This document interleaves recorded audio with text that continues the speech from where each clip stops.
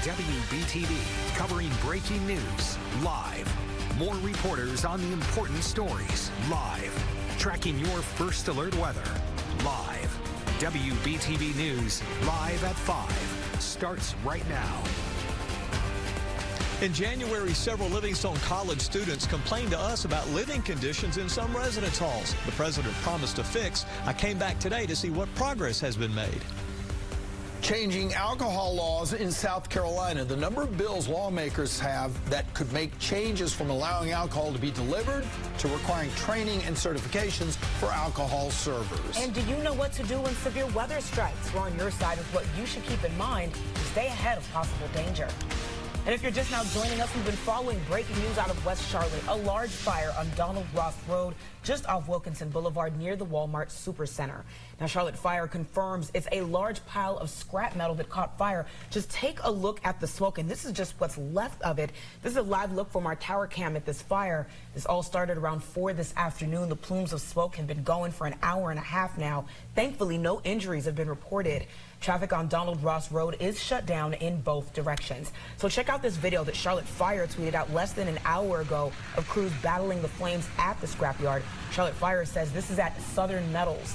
It's a company that buys and processes appliances, steel, and so on. We have a crew on scene, and we'll continue to bring you live updates on air and on WBTV.com. And moments ago, Medic tweeted out this photo and an update. They're out on the scene of this fire, working to make sure everybody is safe. They've deployed their mass casualty bus, which can treat a lot of people at one time in case they need it. So back in January, several students at Livingstone College reached out to WBTV about living conditions in residence halls. Thanks for sticking with us. I'm Siobhan Bryan. And I'm John Carter. They had no water. There was mold in many places, they said. At that time, the school president told WBTV's David Wilson that he intended to fix the problem. Well, now it's 2 months later. So David went back to see what progress has been made. He is live on the campus right now. And David, what did the president say today? Well, John, Dr. Anthony J. Davis said that he and the school are making things right for the students, and he also pointed out that $7 million that has come this school's way should go a long way to fix some of these problems. You may remember our story from January, students complaining about a lack of hot water and mold in a 100-year-old dorm on the Livingstone campus. We pay all this money to go to school, but where's the money going? Because we keep having all these issues. And that wasn't the first time. This mother was talking about some of the same issues in 2019. There was black mold everywhere, but there's small clusters of black mold on the ceiling, and it's small clusters in the closet. In January, Livingstone College President Dr. Anthony J. Davis promised to fix these problems. On that same day, he was there when a new hot water heater was delivered. But what about since then? Founders Day, while the world was watching, that we could go ahead and make that announcement that help was on the way. A capital investment of $4 million and another $3 million that Dr. Davis was able to locate. And what I did was found $3 million that could be reappropriated to residence hall refurbishment. On a 144-year-old campus with buildings more than 100 years old, maintenance needs will always be present, Dr. Davis said. This will happen. I mean, we have old buildings, we have crumbling infrastructures. The work will begin in May, Davis said, and will involve work on several residence halls. The president says it's necessary not only to keep current students and their families happy, but to guarantee this institution's future. Having upgraded facilities will be both retention tools and recruiting tools. Students are not going to come if they're going to live in environments that are substandard. So if Livingstone College desires to be competitive, and we do, we have to address that. And they hope to do the work, at least get it started in May, and then work during the summer when the students are not on campus. It may mean taking a dorm or two offline just to make sure that those repairs are complete. We'll know more about that in the coming weeks. Reporting live on the campus of Livingstone College in Salisbury, David Wisnant, WBTV, on your side. All right, David, I know those folks take a lot of pride in their school. Thank you. Today, a former Iredell County softball coach went before a judge. Thomas Strahan was charged with indecent liberties in court today. Strahan was arrested in May after a student told school administrators at Lake Norman High School that Strahan left them an inappropriate sexual voicemail. Deputies say those initial charges were made after searching through Strahan's social media and phone records. Strahan was fired from his coaching position.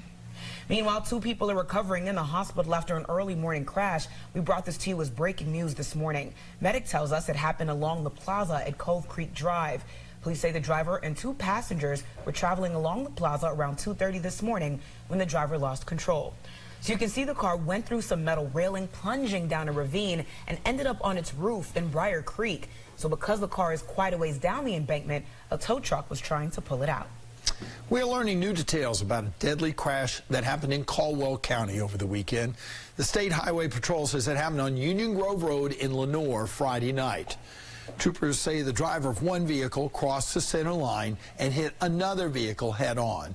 Troopers say 67-year-old Johnny Davis died. Now, the other driver, who troopers say crossed the center line, identified as 18-year-old Isaiah Hartzell, is expected to be charged in connection to the crash. Right now, let's turn our attention to the weather this evening, taking a live look out at King Street in Boone. Another beautiful and warm day. Definitely hard to complain when it looks like that. I'm now joining meteorologist Amy Sweezy in the First Alert Weather Center. So this great weather is going to be sticking around at least for a few more days, right? Exactly, yeah. And there in Boone, you know, it's only 62, but that's way warmer than normal. And it is 72 right now in Charlotte still after this warm, beautiful day. So yes, tomorrow is going to be even warmer. We are actually headed into the upper 70s in a lot of locations tomorrow on Tuesday.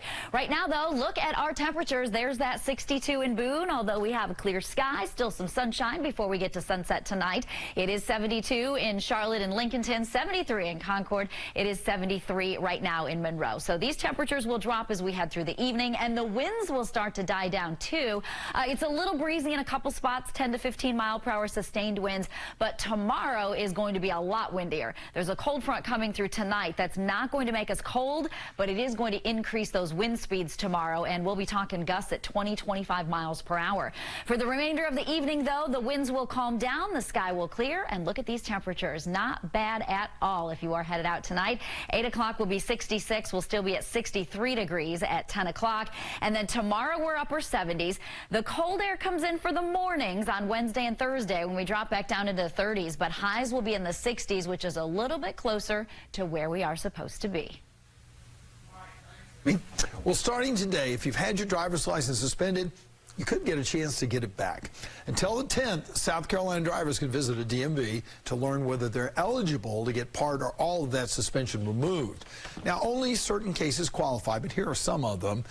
If your suspension did not include an alcohol or drug-related conviction, having excessive points under the age of 18, if your vehicle wasn't insured, or if you were driving an uninsured car that you didn't own, or if you were suspended for driving an unlicensed taxi.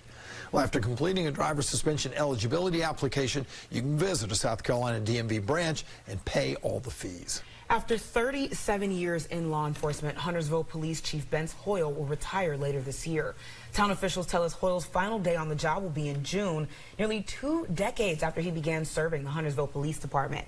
Following his retirement, Major Barry Graham will take over as chief. And during the pandemic, a lot of Americans discovered the ease of getting groceries delivered right to the front door. Yeah, but there's one item in South Carolina that you can't put in your cart when you buy online, and that is alcohol. South Carolina State House reporter Mary Green, though, explains how new legislation could change that. A bill moving through the state Senate right now would allow for the delivery and curbside pickup of alcohol. The latter was temporarily allowed during the earlier part of the pandemic through an emergency order issued by Governor McMaster, but it's no longer permitted. This bill provides needed modernization of the state's alcohol laws to simply update the way that consumers can choose to receive their alcohol products to match shopping preferences and methods available for other products. That bill would let people order beer, wine, and liquor for curbside pickup or delivery directly through the retailer or through a third-party service like DoorDash. That company says in other states where this is already legal, it prohibits delivery to intoxicated people and requires they show their ID upon delivery and when ordering. Those would also be required under this bill. You must upload a visual of your ID, scan it into the system, both the front and the back.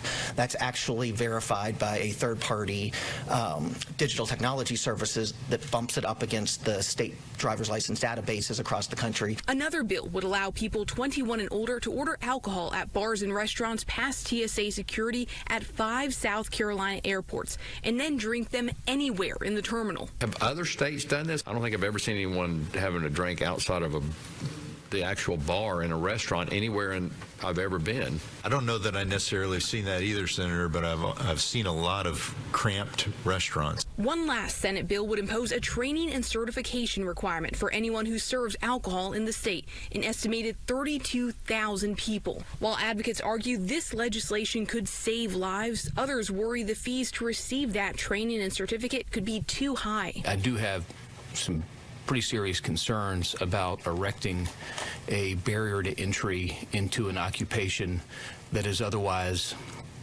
an early rung on the economic ladder for a lot of people. The airport bill is currently awaiting a debate on the Senate floor, while the other two pieces of legislation are a step behind and are now under a committee's consideration. Reporting from the State House, I'm Mary Green. And bills similar to these have been proposed at the State House in the past, but none made it to the governor's desk. Live at 5, a child had to be rescued from a 60-foot-tall magnolia tree this past weekend. Statesville Fire Department posted these pictures after the kid was able to be safely lowered down from the tree and onto solid ground. Firefighters were able to rig a harness system and lower that child to the ground. Live at 5 o'clock, the FBI is investigating a suspicious death that happened on a cruise ship ported in Charleston. Crew members of the Carnival cruise Sunshine were made aware of an unresponsive woman on February 27th. Staff tried to save her life, but she was declared dead on the ship. Once the ship ported in Charleston on March 4th, FBI agents began investigating her room. Officials say the death was an isolated incident and there were no threats to other passengers. Today, the Gamecock women's basketball team, SEC tournament champions. Whoa, in the yeah. finals Sunday in Greenville, South Carolina, never even trailed to Tennessee. They won the game 74-58. That gives South Carolina both the tournament title and the regular season title of SEC champs. So it's the Gamecocks' 7th SEC title in the last 9 years. South Carolina will enter the big dance undefeated at 32-0. Congratulations. Wow. So making sure your family is prepared for any severe weather we could see this year. The guidelines to keep in mind to make sure you're protected. High school football making its way to Bank of America Stadium for the first time ever. The two Carolina teams duking it out on the Panthers field.